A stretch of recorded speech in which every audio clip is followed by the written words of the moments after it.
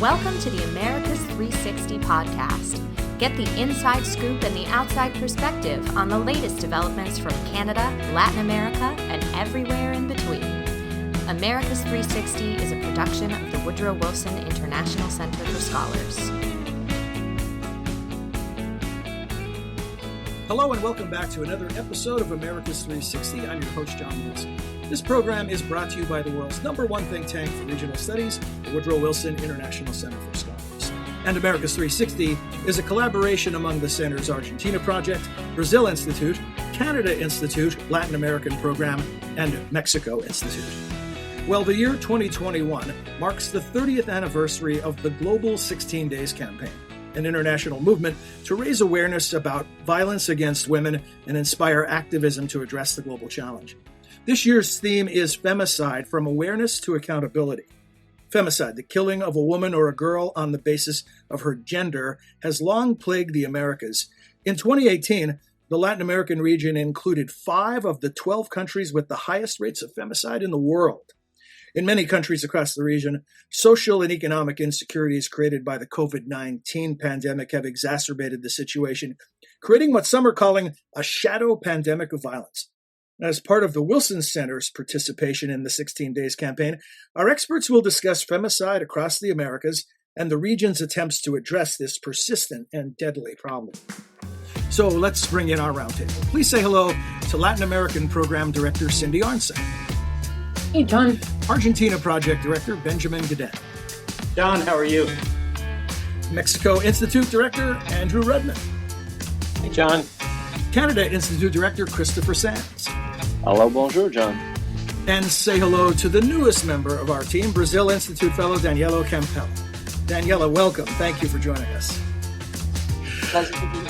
So, rookie hazing, Daniela, we're going to begin with you. But before we dive into our subject, tell us about what you're working on at the Wilson Center.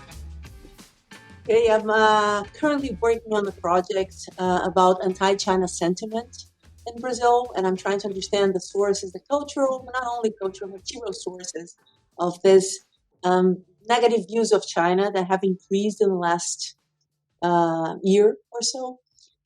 So I'm doing some work on Twitter sentiment. I'm doing some work on losers and winners from trade with China. So that's a very broad agenda that has to do with these relations between Brazil and China, given that China is the biggest market for Brazil, and yet there's a very negative foreign policy right now going on in Brazil against China. So that's the puzzle I'm trying to understand. Great. We look forward to working with you. And where is your professional home away from the Wilson Center? It's at the Getúlio Vargas Foundation in Rio. Great. Well, thank you. Welcome to the America's 360 team. We look forward to working with you. And returning to our focus on gender-based violence and femicide, talk to us a bit about the circumstance in Brazil. Certainly, this isn't a problem that was created by the pandemic, but there's some evidence that it was made worse by the pandemic. Can you talk to us about what's happening and what some of the factors are in the increase in violence? Yeah, I would start saying that violence against women is very naturalized in Brazil, and it's mostly understood as a private matter. So to the point that not even women fully understand or recognize when they are experiencing gender-based violence. We had a turn in the last years with the president of Jair Bolsonaro, who was, when he was a legislator, was a person that said his fellow legislator didn't have the right of being raped because she was too ugly for that. And of course, when there's a turn in the leadership of a country that has already a culture of condescending with this type of violence, I think that things turn way more complicated. After the pandemic, things got much worse, and I think it's not a privilege of Brazil. There was a problem of, we had lockdowns in the beginning of the pandemic, not very strict lockdowns, but people were staying at home.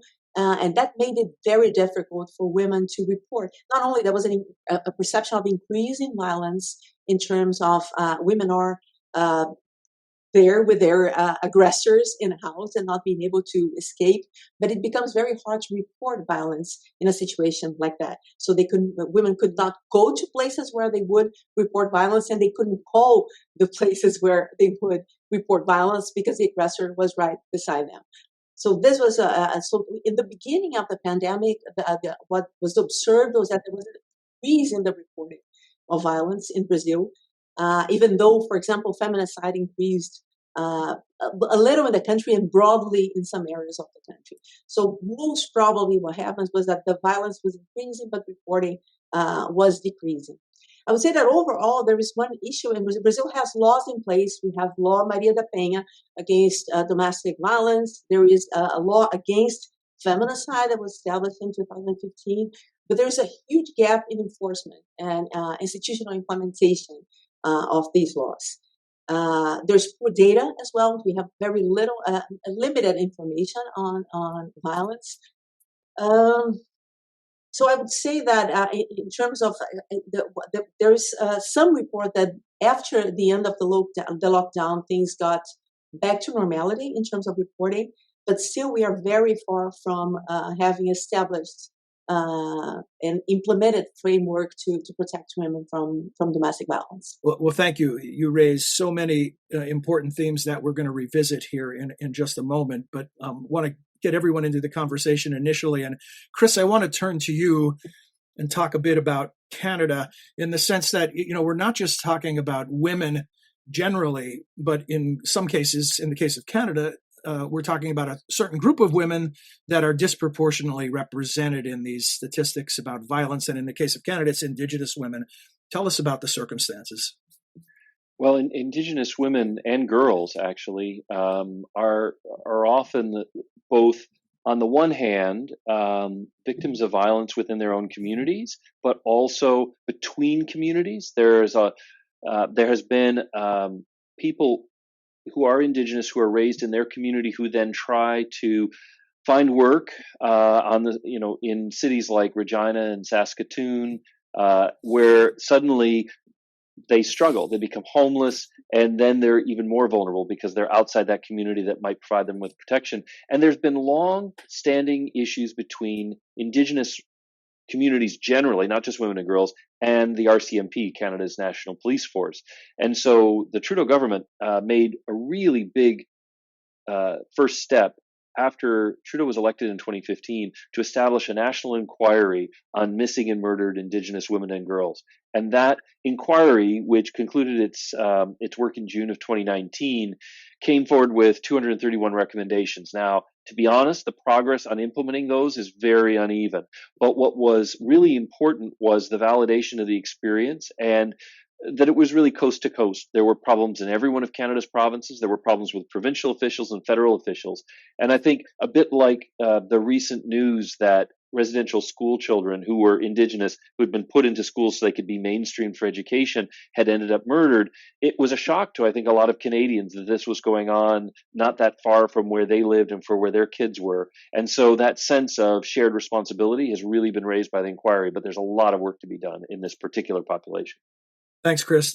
Cindy, I'm going to ask you to paint a broader picture across the region. You look at other countries that have high rates like El Salvador and Honduras. But Daniela made the point about data being unreliable. So when you try to get a grasp on what's happening, how reliable is that data? Let me step back to a first comment that you made, John, in terms of the statistics overall in Latin America. It is one of the most violent regions in the world. This has been the subject of numerous reports, most recently, well, not necessarily most recently, but a major report by the United Nations Development Program, which found that some high percentage of the 15 most violent cities in the world were in the Latin American region. And as you mentioned, Honduras and El Salvador, while they don't have the highest numbers of femicides overall, have the highest rate per population.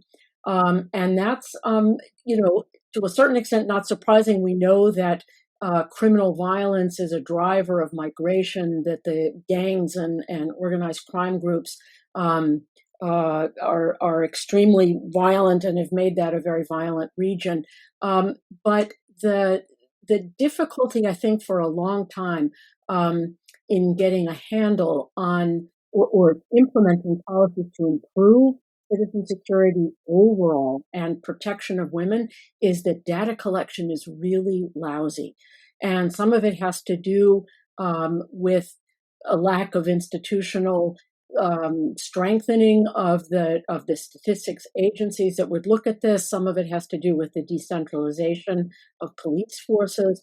And Andrew can talk a little bit more about that in Mexico and the multiple layers between state and federal and local. And there aren't central repositories for gathering these statistics. So I note that, according to the numbers, after 2019, things got better in El Salvador in terms of femicides. And the question is, do you really trust it? Is there a political reason for not reporting numbers, or are they just not collecting numbers? And I think it's true during the pandemic throughout the world, including in the United States, that during lockdowns, violence against women has gotten worse. And we should not expect the situation to be any different in Latin America, even though Latin America tends to be more violent than other regions in the world. Thanks, Cindy. Andrew, Cindy queued up some discussion of Mexico and the various layers of jurisdictions that come into play when attempting to deal with any crime. Tell us what the circumstance is there.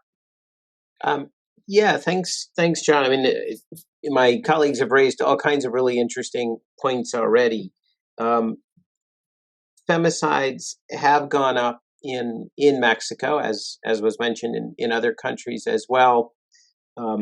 Interestingly, I don't know whether it's interesting, good or bad, the number of women killed has risen proportionally with the overall increase in homicide. So the percent of women as a share of total people murdered hasn't changed a lot.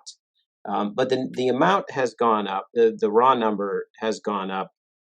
And how they're investigated, which I think Daniela talked about, you have the laws, but then it's what you do with them. And the number that is investigated does vary across states, and probably more research needs to be done to figure out exactly why.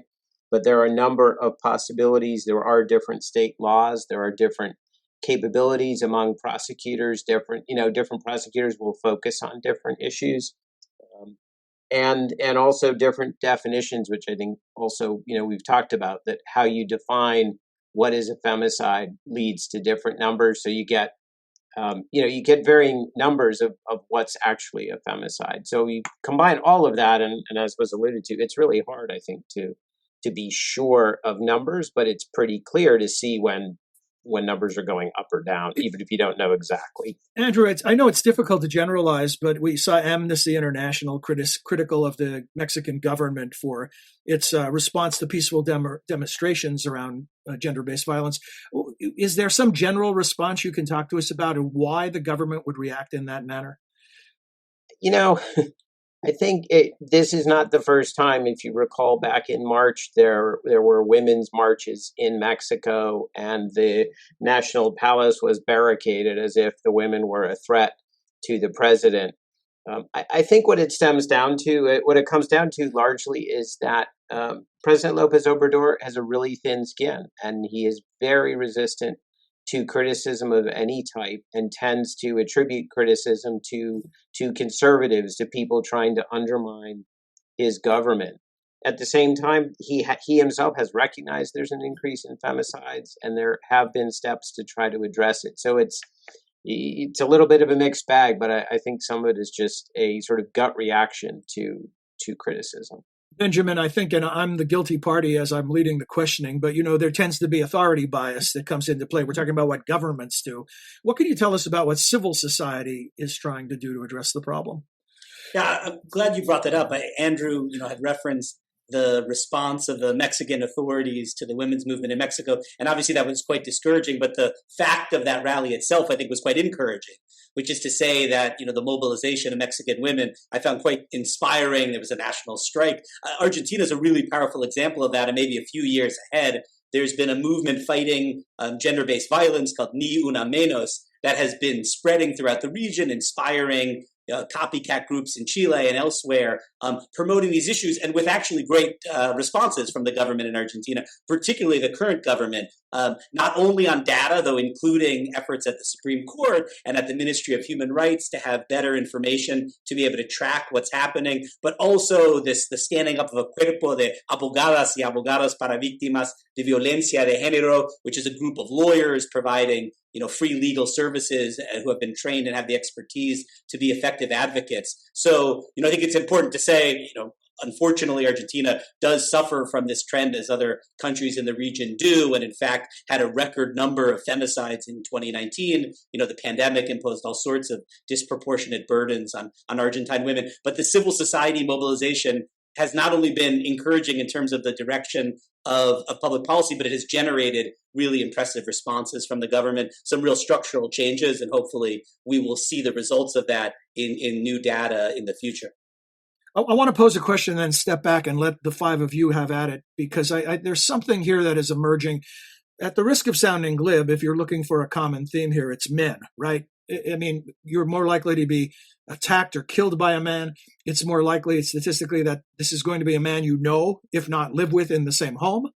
But then Daniela, you mentioned that Brazil, it's become normalized, and I think was the word you used, violence against women. And Cindy, you talked about Latin America being suffering from violence in a significant way. So I'm looking for what are either the cultural or other structural reasons that we're seeing this, and that 5 of the top 12 in the world are in this region of the world.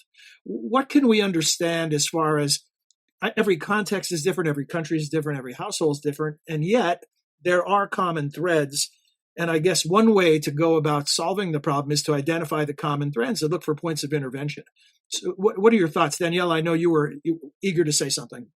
I was thinking about, we were talking about femicide all the time, and I've been talking to some specialists in Brazil, and it seems that this is one indicator that's not necessarily the best one, first of all, because it's the top of the iceberg. When somebody's killed effectively, there's so many things that happen before a woman is killed by the husband or someone that she knows. That's the first one. The second is that the feminicides in Brazil are usually claimed to be feminicides when it's something very obvious. So in most of the cases, there are many cases. It reminds me that in Brazil we had not much of an increase in feminicide during the pandemic, but we had an increase in homicides of women.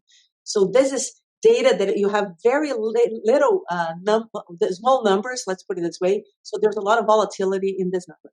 But going back to your question, I think that there's something very strong in terms of like cultural perception of crime against women, and without recognizing or changing minds and making even women understand that they are experiencing violence when they think that this is just a normal relationships, normal life. Without that, even giving access to them to reporting this violence, I think it's not going to be sufficient, right? So we need a change of mind, and a change of mind including in the police, because policemen are Brazilian men that think this is natural too. So there's a lot of training to be done with people that deal with domestic violence in the country. Other thoughts? John, if I can, I mean, one of the interesting things, and I think Brazil and Canada probably share a bit of this, is that when you're a victim of violence, it's understandable that you feel very isolated among the people you're with. Who can you talk to? How can you talk to others?